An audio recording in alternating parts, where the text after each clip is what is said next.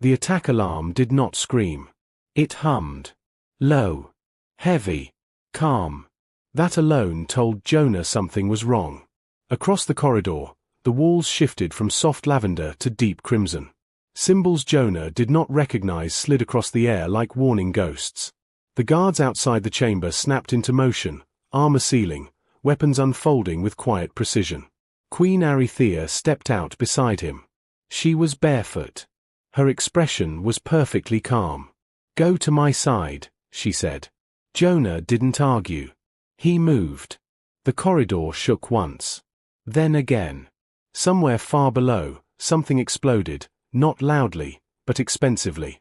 The kind of sound that meant a shield had failed in a very specific place. External breach. Jonah asked, surprising himself with how steady his voice was. "No," Arythea said. "Internal." That was worse. The Eldrian flagship did not allow internal breaches. Its security systems were legendary, layered, redundant, paranoid to the point of obsession. If something had slipped inside, it meant someone had planned this for a very long time. The guards formed a living wall around the queen. Jonah was almost pushed aside, almost. Arythea's hand closed around his wrist. "He stays." One of the guards hesitated. Just for a fraction of a second. That fraction saved them. The ceiling ahead peeled open. Not blasted. Not cut. It unfolded, like petals responding to a signal. 3 figures dropped silently into the corridor. They were not wearing armor. They didn't need to. Their bodies shimmered with adaptive fields, skin flickering between colors as if reality itself couldn't decide how to describe them. Jonah felt his stomach drop. "Phase infiltrators," he whispered. He'd read about them. Everyone had. No one had ever seen one and lived long enough to confirm the reports. Until now. The guards fired. Plasma bolts bent. Curved. Slid harmlessly away as if politely declining the invitation. The infiltrators moved. Fast. Too fast. One guard went down without a sound. Another hit the wall hard enough to crack it. Jonah's brain screamed run, but his feet didn't move. Arythea did. She stepped forward. The infiltrators paused. They bowed. "Your Majesty," one said, its voice layered, as if several mouths were speaking slightly out of sync. "You have become compromised." Arythea's ears flicked back. "You stand in my corridor without permission." "You sleep beside a human," the infiltrator replied. "That compromises more than your rest." Jonah opened his mouth. Arythea spoke first. "He is under my protection." "That," the infiltrator said calmly, "is the problem." The corridor lights dimmed. Something in the air changed. Jonah felt it before he understood it, a pressure behind the eyes, a tightening in the chest. Fear. Not his own. Projected. The infiltrators were broadcasting emotional disruption fields. 2 guards staggered. Jonah didn't. He blinked.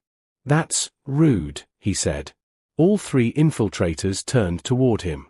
Surprise flickered across their shifting faces. "Human nervous systems are inconsistent," one said. Jonah laughed. It came out shaky, but real. "You have no idea." He stepped forward. Every instinct he had told him this was a terrible idea. But another instinct, older, quieter, said something else. They're expecting fear.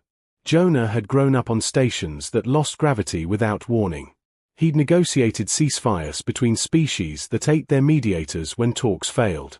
He'd survived meetings with budget committees. Fear was familiar. This was different. "You're here to remove me," he said. "Because I help her sleep." The infiltrator tilted its head. "Your presence alters her neurochemical balance. Her strategic aggression has decreased by 12%. Jonah nodded slowly. "Yeah," he said. "That tracks." Arythea turned to look at him. Jonah didn't look back. "You think that makes her weak," he continued. "It doesn't. It makes her clear." The infiltrators exchanged a glance. "Sleep is irrelevant," one said. Power is maintained through vigilance. Jonah shook his head. That's where you're wrong. Humans figured this out a long time ago. You can't think straight when you're exhausted. You can't see traps. You can't imagine better outcomes. He took another step forward. The guards tensed. Arethyr did not stop him. She's been carrying a galaxy on her back without rest, Jonah said quietly. And you don't like what happens when she finally gets some peace. Silence. Then the infiltrator laughed. A touching theory, but irrelevant. Its arm shifted, reshaping into something sharp and humming with energy. Arethyr moved instantly. The air cracked. Not with sound, with force. The infiltrator froze mid-motion, suspended as if caught in invisible glass. The other two stiffened, fields flaring as they tried to compensate. Jonah felt warmth at his back. Arethyr stood behind him, one hand resting lightly between his shoulders. Her eyes glowed, not with anger, but focus. Humans, she said, voice calm and terrible, do not make me weak. The corridor's gravity spiked. The infiltrators slammed into the floor as if the ship itself had decided it was done with them. Arethyr stepped forward, hand still on Jonah's back. They make me rested, she continued. And a rested queen is far more dangerous than an exhausted one. Security teams flooded the corridor. The infiltrators did not resist as they were contained, fields collapsing under layered suppression nets. As the last of them was dragged away, silence returned. Jonah exhaled. His knees wobbled. Arethyr didn't let him fall. She turned him gently, studying his face. You spoke without fear, she said. Jonah swallowed. That's not true. Then why did you stand? He thought about it. Because, he said slowly, someone needed to say it out loud. Her expression softened. That scared him more than the infiltrators had. Come, she said. You will sleep now. Jonah blinked. It's not even night. Arethyr's lips curved into a small, knowing smile. After today, she said, the galaxy can wait. The galaxy did not wait. It reacted. By the time Jonah woke again, the Eldrian flagship was no longer drifting calmly at the edge of the summit zone. It was moving, slowly, deliberately, toward the heart of contested space. Stars slid differently across the ceiling projection, their angles sharper, closer. Jonah noticed because humans always noticed movement first. He lay still for a moment, listening. The room hummed with layered systems. Defensive harmonics. Signal dampeners. Command traffic bleeding through the walls like distant thunder. Arethyr was awake. She sat at the edge of the bed, posture straight, shoulders relaxed, eyes focused on a floating tactical display only she could see. Her ears flicked once as Jonah shifted. You're supposed to be resting, he said. I am, she replied. This is rest. Jonah pushed himself up on one elbow. That screen behind your eyes says otherwise. A corner of her mouth lifted. You are becoming observant. I'm a professional overthinker, he said. It's in the job description. She dismissed the display with a gesture and turned fully toward him. The infiltrators were not acting alone, she said. They belong to a coalition that believes emotional detachment is the highest form of governance. Jonah frowned. Let me guess. No sleep. No bonds. No mistakes. No mercy, Arethyr added. Jonah sighed. Yeah. Humans tried that once. Didn't go great. She studied him. You speak as though your species survived it. We did, Jonah said. By failing first. That earned him a long look. Explain, she said. He rubbed his face, gathering the thought. We built systems that were efficient but cold. Leaders who never rested. Societies that valued output over people. We burned out. Broke things. Hurt each other. And then? Arethyr asked. And then, Jonah said, we remembered that rest isn't weakness. It's maintenance. Silence settled between them. Not heavy. Not tense. Just thoughtful. A soft chime echoed through the chamber. Arethea's gaze sharpened. They are calling an emergency session. Let me guess, Jonah said. About you. And you. Jonah groaned. I knew I should have stayed a nobody. The council chamber was enormous. Jonah hated it immediately. Too much space. Too many eyes. Too many species who had never lost sleep in their lives judging him from elevated platforms. He stood beside Arethea, suddenly very aware of how small he looked without armor, without rank insignia meant for spectacle. The chamber quieted as Arethea took her throne. Jonah did not sit. He stood. Straight. Human. A crystalline delegate spoke first. The Queen's judgment has been compromised. A chorus of agreement rippled through the chamber. Jonah felt it, pressure building again, that emotional field meant to unbalance, to intimidate. It washed over him. And slid off. He breathed. Slow. Even. Behind him, Arethea noticed. Her eyes flicked, just once. Another delegate rose, tall and serpentine. You allow a human to influence state decisions. Arethea's voice was calm. I allow a human to sleep. Murmurs. This is unacceptable, the serpentine delegate hissed. Emotion clouds strategy. Jonah stepped forward. The guards shifted. Arethea did not stop him. Permission to speak. Jonah asked. Laughter echoed, sharp, dismissive. You are not a leader, the crystalline voice said. Jonah nodded. Correct. I'm support staff. More laughter. He let it happen. Then he spoke again. You're afraid, he said simply. The laughter died. You're afraid because she's different now, Jonah continued. Not weaker. Not distracted. Clear. The pressure in the room increased. Jonah's heart rate did not. You build systems to remove feeling, he said. We build systems to survive with it. Arethea rose. The room fell silent. Since the human arrived, she said, I have ended 3 conflicts without bloodshed. I have identified 2 assassination plots before they triggered. I have slept through an entire cycle for the first time in decades. She looked across the chamber. I am not compromised. She turned slightly, toward Jonah. I am optimized. That word hit harder than any weapon. The chamber erupted. Jonah felt it then, not fear, but something else. Respect. Not from all of them. But enough. The vote was close. Painfully close. When the final tally locked in, the chamber fell quiet again. Arethea remained queen. Jonah remained, something else. As they exited, Jonah exhaled like he'd been holding his breath for years. Well, he said, that could have gone worse. Arethea looked at him. You stood again. He shrugged. Someone needed to. She stopped walking. Turned. Faced him fully. In my culture, she said, those who protect the Queen's rest are considered guardians of the realm. Jonah blinked. That sounds official. It is, she said. Guards knelt. Jonah stared. Please don't kneel. I don't even know where to put my hands. Arethea's voice softened. You have changed the balance of this galaxy. He swallowed. By sleeping. By being human, she corrected. Later, much later, when the ship finally drifted back into calmer space, Jonah lay beside Arethea again. Stars moved slowly overhead.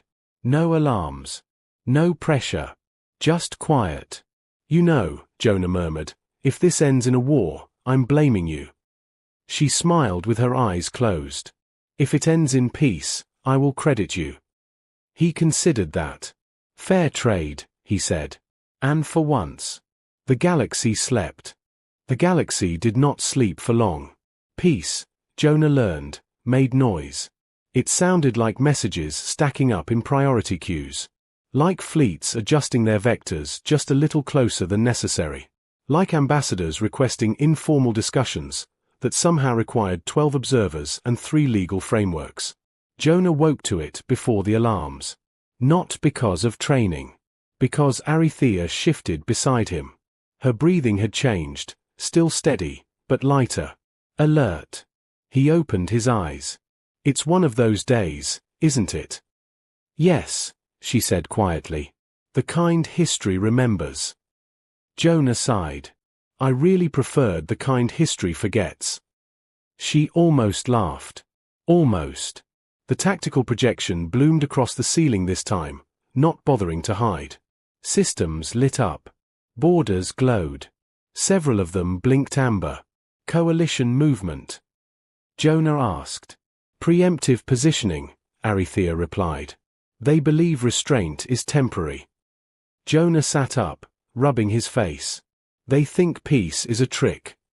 They think it is yours, she said. That got his attention. He turned to look at her. Mine. You are becoming a symbol, Arethusa said. That troubles them more than my authority. Jonah stared at the starfield. I didn't sign up for symbolism. I signed up to make sure treaties had the right commas. You still do, she said. Just on a larger scale. A soft chime announced a visitor request. Arethusa didn't answer it immediately. She looked at Jonah instead. In a moment, she said, they will ask me to remove you. Officially. Jonah's stomach tightened. And I will refuse. That didn't make him feel better. Refusal has consequences, he said. Yes, she agreed. That is why I am telling you. He took a slow breath. Do I get a say? She tilted her head. You always have. Jonah thought of Earth. Of quiet stations. Of a desk that no one would ever kneel beside. Then he thought of a galaxy that slept better because someone finally said enough. I stay, he said. Arethusa reached out and rested her forehead briefly against his. It was not a gesture of ownership. It was gratitude. The meeting was worse than the last one.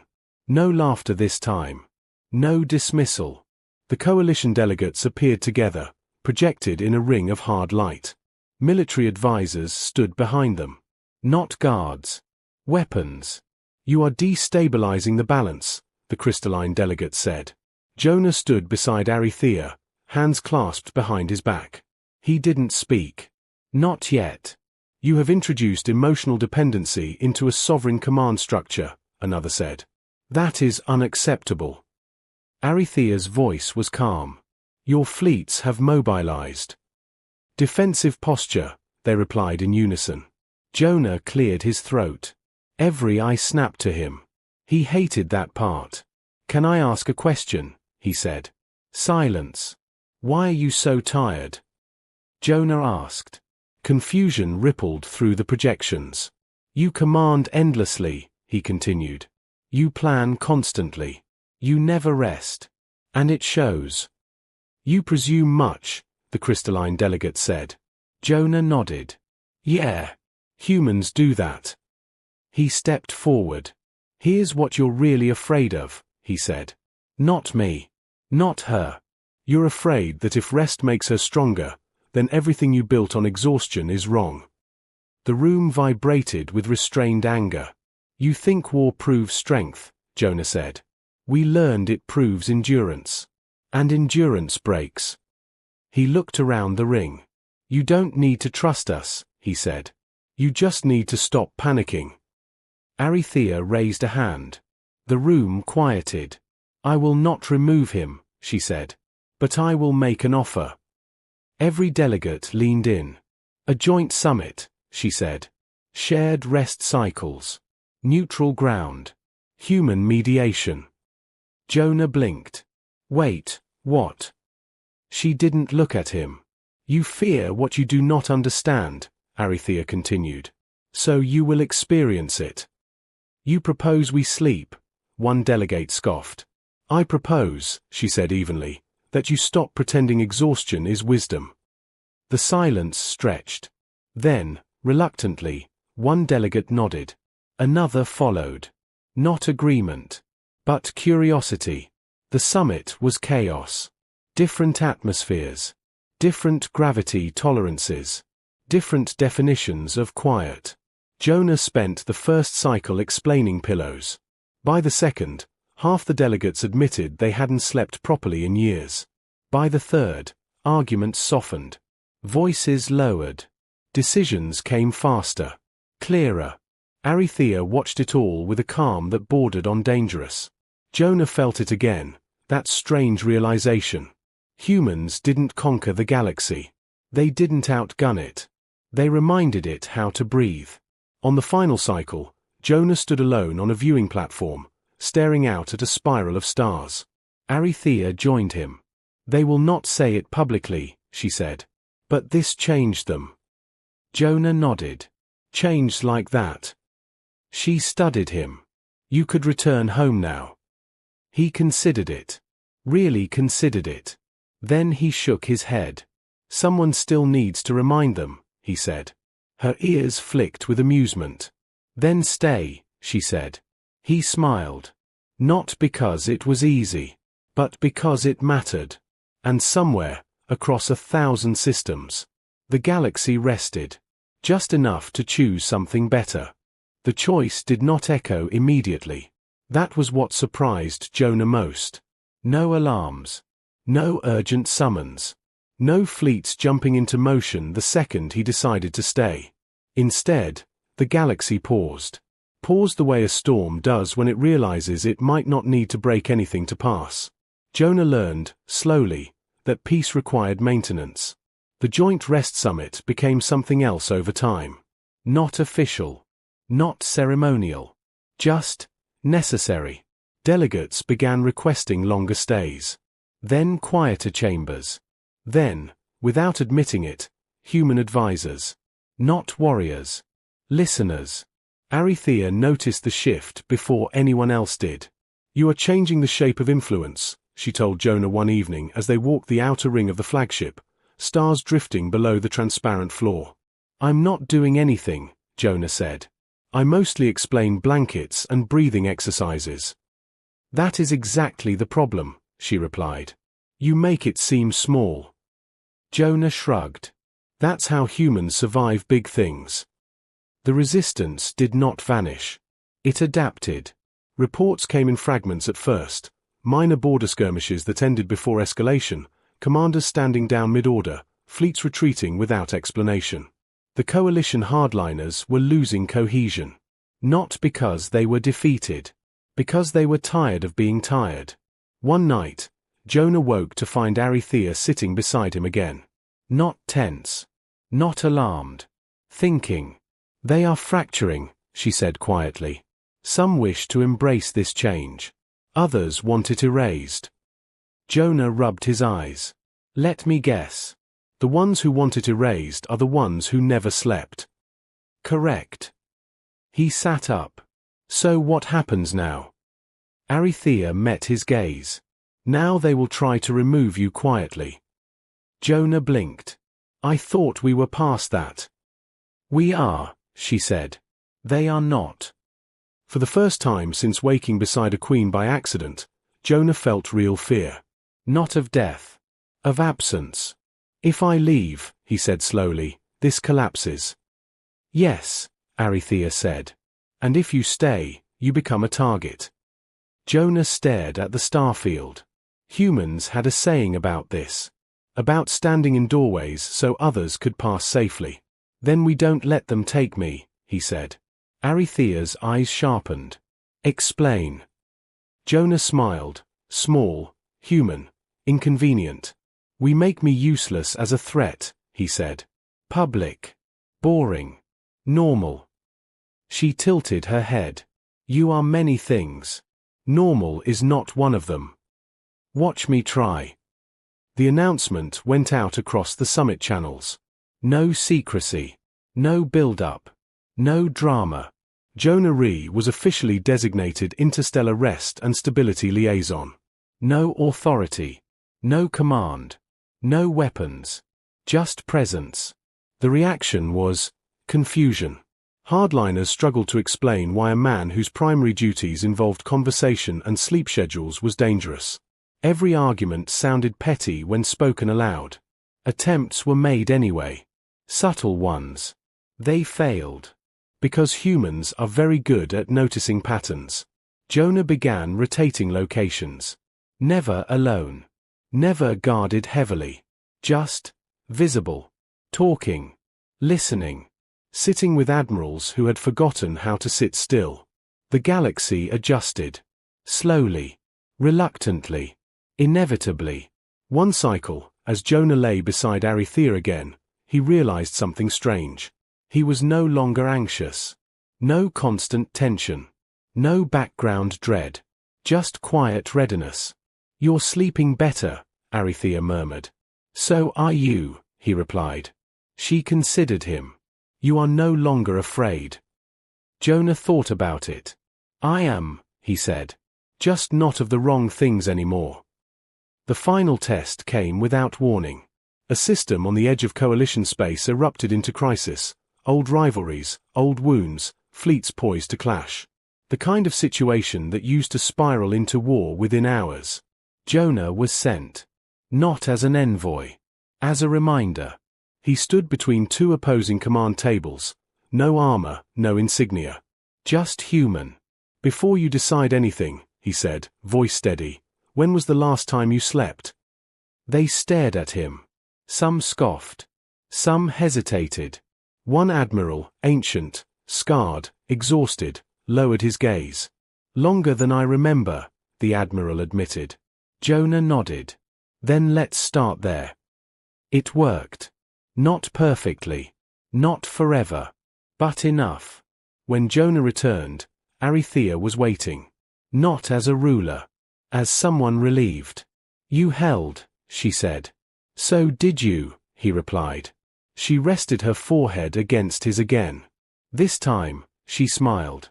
And across the galaxy, systems stabilized, not because someone conquered them, but because someone stayed awake long enough to care, and rested long enough to choose peace. The galaxy remembered that moment later. Not as a treaty. Not as a proclamation. But as a turning point. The crisis on the coalition edge faded into history the way storms do when they realize no one is feeding them energy anymore. Fleets powered down. Borders softened. The endless readiness for war, once worn like a badge of honor, became quietly embarrassing. Jonah didn't become famous for it. That, too, surprised him. He expected monuments, or at least an uncomfortable title. Instead, what spread was quieter. More human. Commanders began requesting Jonah-style mediation. Entire species revised their duty cycles. Sleep chambers appeared on warships where weapon bays once expanded. No one admitted why. They just functioned better. On the Eldrian flagship, life settled into a strange, gentle rhythm. Arethyr still ruled. Jonah still listened. Some nights were heavy with strategy and consequence. Other nights were simple. Shared silence, stars drifting across the ceiling, the steady reassurance of another presence breathing nearby.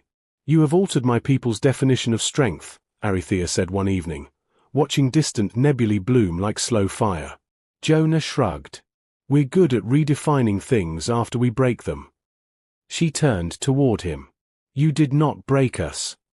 "No," he agreed softly. "You just hadn't rested yet."